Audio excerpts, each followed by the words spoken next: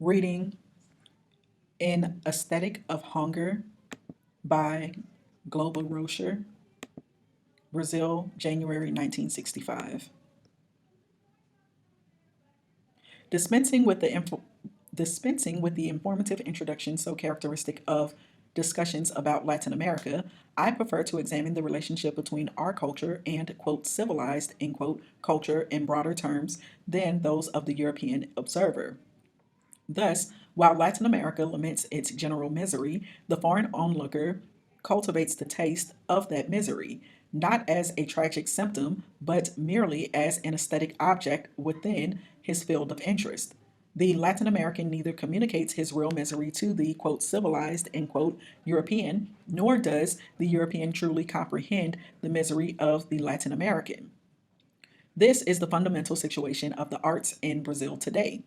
Many distortions, especially the formal exoticism that vulgarizes social problems, have provoked a series of misunderstandings that involve not only art, but also politics. For the European observer, the process of artistic creation in the underdeveloped world is of interest only insofar as it satisfies a nostalgia for primitivism.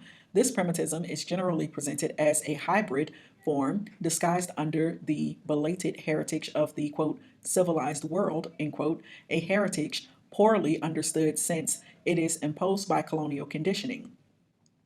Latin America remains undeniably a colony, and what distinguishes yesterday's colonialism from today's colonialism is merely the more polished form of the colonizer and the more subtle forms of those who are preparing future domination.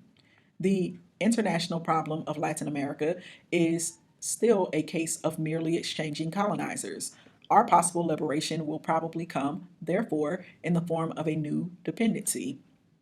This economic and political conditioning has led us to philosophical weakness and impotence that engenders sterility when conscious and hysteria when unconscious.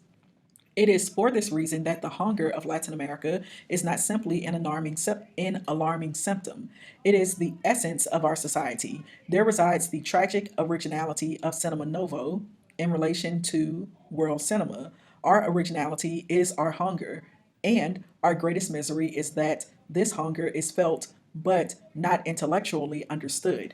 We understand the hunger that the European and the majority of Brazilians have not understood. For the European, it is a strange tropical surrealism. For the Brazilian, it is a national shame.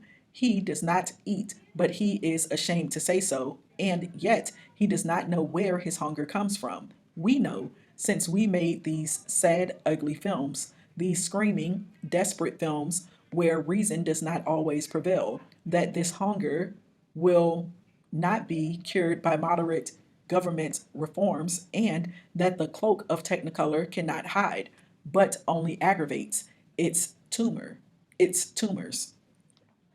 Therefore, only a culture of hunger, weakening its own structures, can surpass itself qualitatively. The most noble cultural manifestation of hunger is violence. Cinema Novo shows that the normal behavior of the starving is violence, and the violence of the starving is not primitive. Is Fabiano in Barren Lives primitive? Question mark. Is Antau in Ganja Zamba primitive? Question mark. Is Carisco in Black God White Devil primitive? Question mark. Is the woman in Porto das Caxas primitive? Question mark. From Cinema Novo, it should be learned that an aesthetic of violence before being primitive is revolutionary. It is the initial moment when the colonizer becomes aware of the colonized. Only when confronted with violence does the colonizer understand through horror the strength of the culture he exploits. As long as they do not take up arms, the colonized remain slaves. A first policeman had to die for the French to become aware of the Algerians. From a moral position, the violence is not filled with hatred, just as it is not linked to the old colonizing humanism. The love that this violence encompasses is as brutal as the violence itself because it is not a love of complacency or contemplation, but rather of action and transformation. The time has long passed since Cinema Novo had to justify its existence. Cinema Novo is an ongoing process of exploration that is making our thinking clearer, freeing us from the debilitating delirium of hunger. Cinema Novo cannot develop effectively while it remains marginal to the economic and cultural process of the Latin American continent.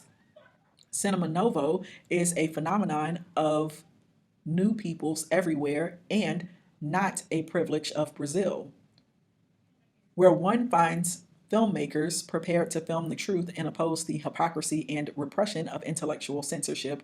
There is the living spirit of Cinema Novo.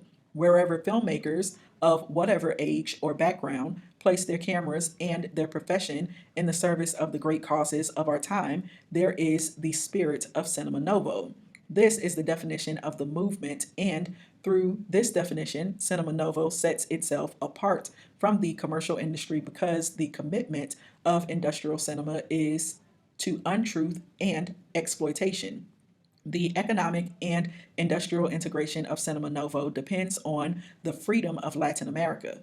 Cinema Novo devotes itself entirely to this freedom in its own name and in the name of all its participants, from the most ignorant to the most talented, from the weakest to the strongest.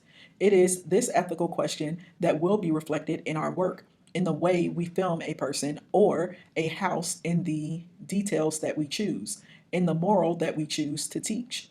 Cinema Novo is not one film, but an evolving complex of films that will ultimately make the public aware of its own misery. Note: this document was previously published as Global Rocha, quote, an aesthetic of hunger, end quote, Brazilian cinema. Editors Randall Johnson and Robert Stam, 1995, 68 through 71. Translated by Randall Johnson and Burns Hollyman. Also published in New Latin American Cinema, 1, 1997, pages 59 through 61. And I was reading An Aesthetic of Hunger by Glober Rocha.